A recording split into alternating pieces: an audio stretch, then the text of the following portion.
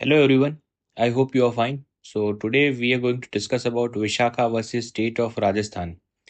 ये केस इसलिए लैंडमार्क है क्योंकि sexual harassment against a woman at work place in laws को फर्स्ट टाइम डिफाइन किया गया था इस केस में।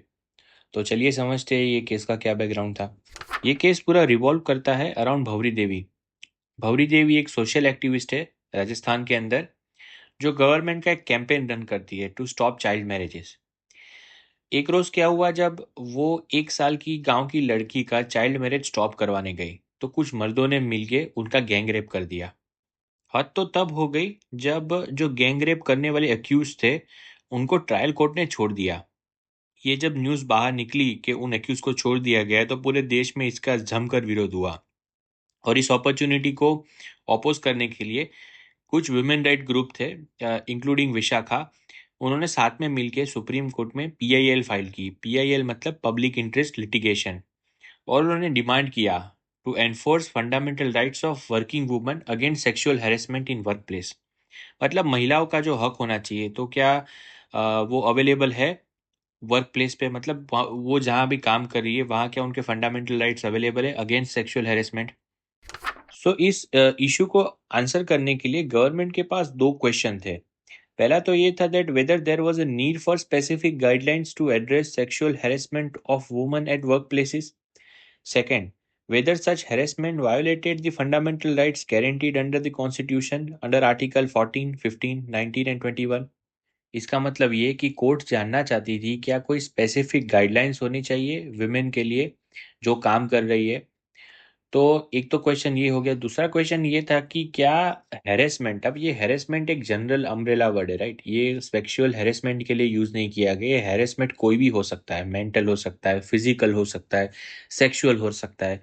तो क्या ये हैरेसमेंट फंडामेंटल राइट्स को वायलेट करते जो कॉन्स्टिट्यूशन ने गारंटी की है। तो ये दो क्वेश्चन को आंसर करते हुए कोर्ट ने अपना वर्डिक्ट दिया। कोर्ट ने ये तो माना कि कोई स्पेसिफिक लॉ नहीं है जो सेक्सुअल हैरेसमेंट को डील करता है विमेन के लिए।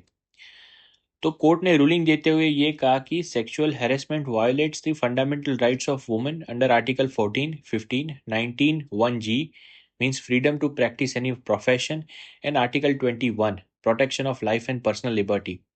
तो कोर्ट ने मान लिया कि जो फंडामेंटल राइट्स अवेलेबल हैं उनको वायोलेट करते हैं। Second था that in absence of the statutory law, court drew from the international conventions, particularly from the Convention on the Elimination of All Forms of Discrimination Against Women, which India had ratified। तो court ने ये माना कि अभी statutory law तो कोई बना है नहीं।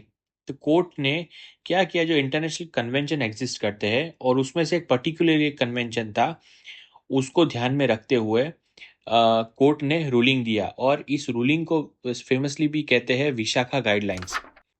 तो इस रूलिंग के अंदर पहले तो सुप्रीम कोर्ट ने सेक्सुअल हैरेसमेंट को डिफाइन किया जो आज तक डिफाइन नहीं था।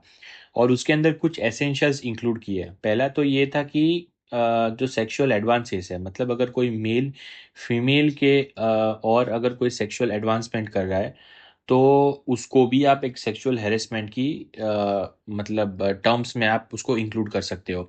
सेकंड ये है कि अगर आप किसी के पास सेक्सुअल फेवर्स मांग रहे हो कुछ काम करने के लिए, या तो कुछ आप समझ सकते हो कि सैलरी इंक्रीज करने के लिए, प्रमोशन लेने के लिए, ये सब के लिए अगर आप सेक्सुअल फेवर्स मांग रहे हो तो उसको भी सेक्सुअल हैरेसमेंट काउंट होगा। थर्ड ये वर्बल और फिजिकल कंडक्ट, मतलब आप अगर वर्बल कुछ सेक्सुअल कमेंट्स पास कर रहे हो, या तो फिर अगर आप फिजिकल कंडक्ट में यानी कि आप कुछ फिजिकली इनअप्रोप्रिएट चीज़ें कर रहे हो जिससे विमेन कंफर्टेबल नहीं है, तो उसको भी एक सेक्सुअल हैरेसमेंट की तरह से देखा जाएगा। सेकेंड है एम्प्लॉयर्स ड्यूटी डिफाइन की। तो कोर्ट ने ये कहा कि ये एम्प्लॉयर मतलब जो काम दे रहा है महिलाओं को, उनकी ड्यूटी है कि वो प्रिवेंट, प्रोहिबिट और रिड्रेस करें। थर्ड था कंप्लेंट्स कमिटी। तो कंप्लेंट कमिटी को एस्टैब्लिश करने के लिए सुप्रीम कोर्ट ने कुछ गाइडलाइंस रखी कि विद इन द कंपनी पहले तो कंपनी को एक कंप्लेंट्स कमिटी को एस्टैब्लिश करना पड़ेगा विद इन द कंपनी, और उसको हेड करेगी एक वुमेन। और ये सब प्रोसेस है वो अच्छे तरीके से हो रही है, इसको मॉनिटर करने के लिए एक थर्ड पार्टी एनजीओ को इन्वॉल्व करना पड़ेगा उस कंपनी को। तो ये तो हो गया कंप्लेंट्स कमेटी। चौथा हो गया कॉन्फिडेंशियलिटी, मतलब कि अगर कोई विमेन कंप्लेन फाइल फाइल कर रही है तो उसकी कॉन्फिडेंशियलिटी को मेंटेन किया जाए। और अगेंस्ट किसी मेल के सामने फाइल हो रहा है, तो वो मेल की कॉन्फिडेंशियलिटी को भी मेंटेन करना चाहिए जब तक कि वो कमिटी कोई इसका रिजोल्यूशन फाइंड नहीं करती है।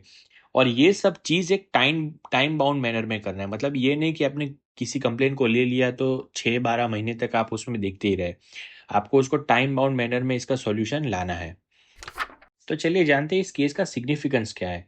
पहला तो ये है कि जो विशाखा जजमेंट है, तो जो एक वैक्यूम था सोसाइटी में कि वुमेन के जो राइट्स है eight work place against sexual harassment, तो उसको एनफोर्सिएबल लॉ में कन्वर्ट किया, वो भी जुडिशियल इंटरप्रिटेशन से। मतलब कोर्ट ने अपने पावर्स के अंडर इसको डिफाइन किया और उसको लीगली एनफोर्स किया।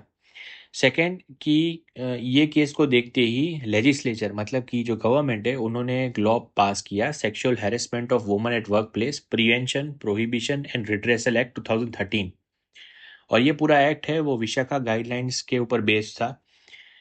थर्ड है कि एक लैंडमार्क केस था इंडियन फेमिनिस्ट जुरिस्प्रूडेंस में। मतलब जुडिशरी ने अपना रोल है वो इम्पोर्टेंट प्ले किया था ह्यूमन राइट्स को प्रोटेक्ट करने के लिए, और पर्टिकुलरली वुमेन के जो राइट्स है उसको प्रोटेक्ट करने के लिए। Thank you so much for watching the video. Will come with a new video very soon.